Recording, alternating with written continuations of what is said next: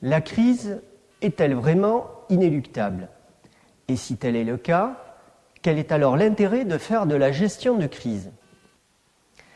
Progressivement, pourtant, les pouvoirs publics et les institutions se sont dotés d'organes et d'équipes dédiés à la gestion de crise.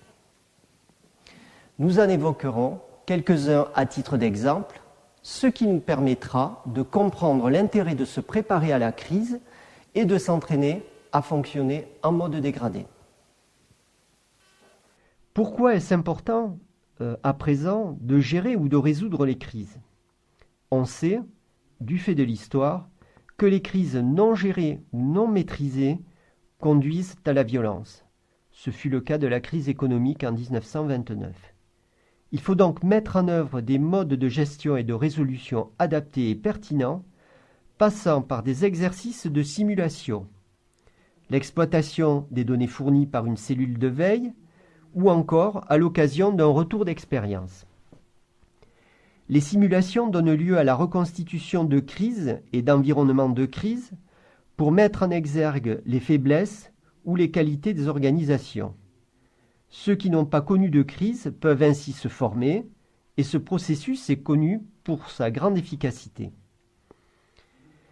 Il convient d'exercer une veille active sur toutes les crises survenues à l'échelon mondial et de tenir compte de ce qui a marché aussi bien que des erreurs qui ont été commises.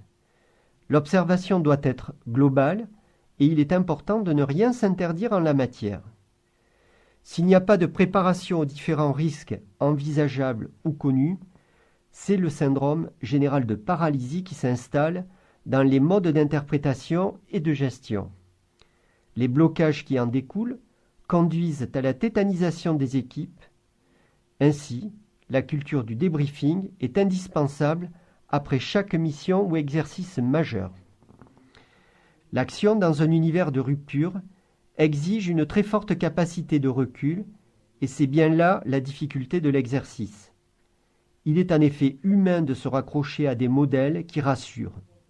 Or, le décideur est souvent déstabilisé par l'émergence brutale d'un imprévu qui l'oblige à sortir de ses cadres habituels de réflexion. Dans une crise hors norme, le premier impératif est de conserver la confiance, et c'est le dirigeant qui a un rôle fondamental en l'espèce. En matière de formation, pour les dirigeants comme pour leurs proches collaborateurs, il faut travailler sur les enjeux les plus déstabilisants. C'est ce que l'AGADEC appelle l'anticipation du hors-cadre et que pratiquent le GIGN, le RAID ou encore le SAMU. Le préfet Frémont, qui était un ancien responsable des stages à l'ENA, avait coutume de dire « La responsabilité des élites, c'est précisément de prendre en charge les sujets difficiles. C'est de là qu'elles tirent leur légitimité. » Le GIGN est un outil hautement spécialisé à la disposition de l'État. Il a acquis et développe un savoir global couvrant tout le spectre de la crise. Il dispose d'une expertise dans le domaine de la piraterie aérienne, le contre-terrorisme maritime, le travail en atmosphère viciée, nucléaire, radiologique, bactériologique et chimique, et l'intervention dans certains environnements spécifiques, milieu carcéral, centrale nucléaire, etc. Il est capable de mettre en œuvre un état-major opérationnel projetable si nécessaire. EDF s'est doté depuis longtemps d'une solide organisation distinguant dans le processus de gestion de crise la préparation à froid, l'alerte, la gestion de crise, la sortie de crise, le retour d'expérience. Elle a mis en place en 2006 une force de réflexion rapide, la FRR, véritable catalyseur de changement dont la vocation est d'aider les dirigeants à exercer leurs responsabilités de pilotage, notamment en situation hors cadre. C'est un groupe de 6 à 8 personnes qui se focalise sur 4 questions clés. Première question, de quoi s'agit-il vraiment? Ils ne font pas se tromper ou être en retard d'une guerre. Comme l'affirmait déjà Sun Tzu dans son ouvrage L'art de la guerre, qui est en retard d'une guerre sera défait à chaque bataille. Deuxième question, quelle est la carte complète des acteurs concernés? Surtout, ne pas oublier ceux, et pas forcément les têtes d'affiche, qui se révéleront décisives. Troisième question, quels sont les pièges à éviter? Les réponses toutes faites, les postures juridiques abruptes, le manque d'empathie. Enfin, quatrième question, quelles sont les initiatives positives à proposer? Comment sortir par le haut de la crise? Un événement de grande envergure, une crise, ce sont des situations complexes à gérer. Elles génèrent du stress, de la fatigue psychologique et physiologique. Ceux qui commandent doivent impérativement conserver toutes leurs facultés de lucidité et de sang-froid pour ne pas prendre de mauvaises décisions. Dès lors, on fera appel à un état-major de gestion de crise. Pour la gendarmerie, ce sera le Centre de planification et de gestion de crise, le CPGC, qui a vocation à être mis en route dans des délais très courts et placé auprès du commandement local, aussi bien en métropole qu'en outre-mer, voire au profit d'un État étranger. Il apporte son expertise, des moyens supplémentaires et participe à la planification et à la conduite d'opérations sur place. Généralement dirigé par un colonel, il est composé d'une quarantaine d'officiers et sous-officiers issus indifféremment de la gendarmerie départementale ou de la mobile. Les stratégies d'évitement. Elles existent vis-à-vis des médias, mais se vérifient également au sein des bureaux d'une entreprise, d'un service public, d'une organisation, notamment quand la communication fait défaut.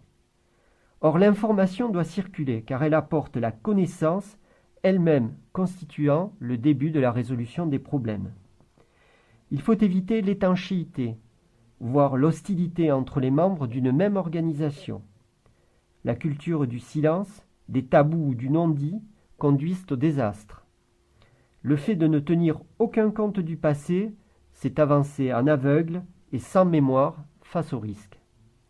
C'est pour éviter cela que l'on a recours au retour d'expérience, aux simulations et aux cellules de veille, ce que la GADEC appelle la force de réaction rapide.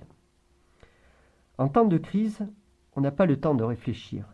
Il faut donc s'en donner les moyens avant la survenance de l'événement. Une cartographie précise des risques et des crises se révèle utile et nécessite une participation de tous et pas seulement de l'État. Cela doit se concrétiser par des exercices grandeur nature impliquant la population.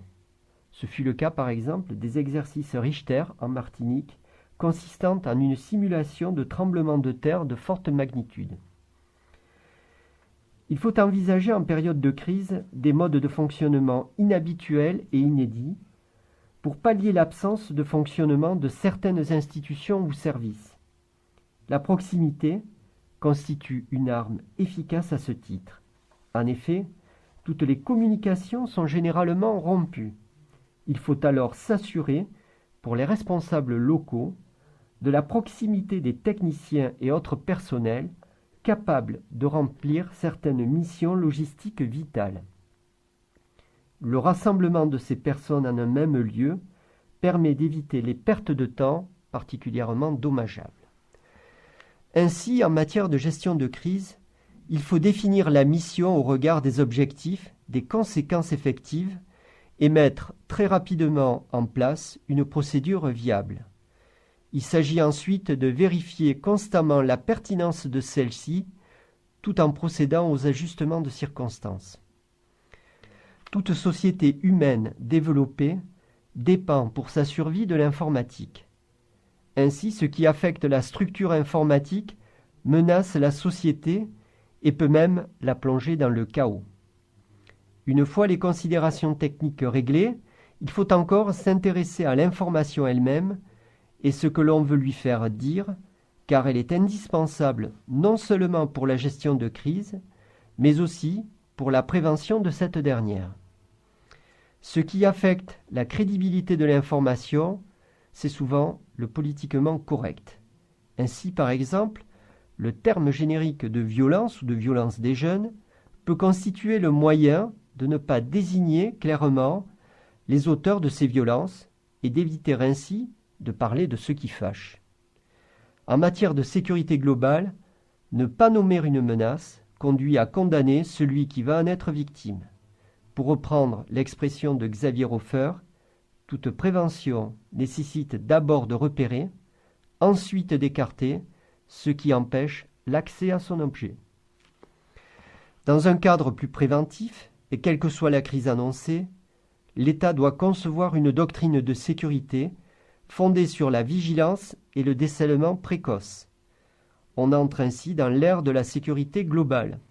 Cela consiste tout d'abord à travailler sur le renseignement et notamment à optimiser la collecte et l'analyse de l'information stratégique en veillant à les rendre moins coûteuses et plus efficaces. Cette information doit déboucher sur une réflexion prescriptive.